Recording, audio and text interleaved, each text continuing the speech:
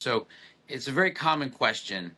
When should you have Botox? When should you have a facelift?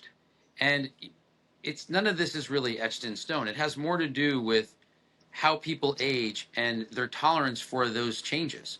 So there are some people as they go through life that are very tolerant to the things that we see in our faces. So there will be people that develop jowls that it simply doesn't bother them, or they have redundant eyelid skin, or they have changes in the skin itself.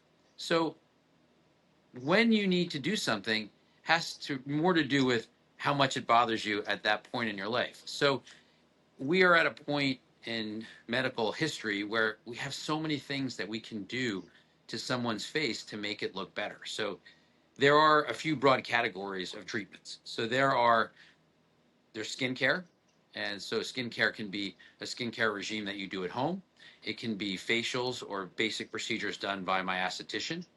There are energy-based devices such as laser, radio frequency, ultrasound devices that can improve your skin. And then there are injections, there's neurotoxins, there are fillers, there are biostimulants, and then there's surgery. So we have all these different things that we can do to someone's face to make them look healthier, more pretty, more handsome, more youthful.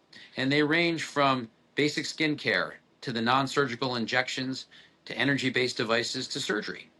So when is it appropriate to have any of these things done? So to me, it's really important that you just sit down with a patient and find out what bothers them.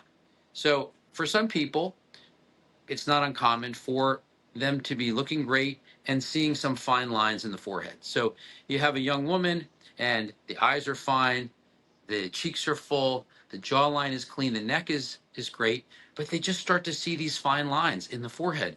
And that's really the first sign of aging for a lot of folks. So that's where neurotoxin is fantastic.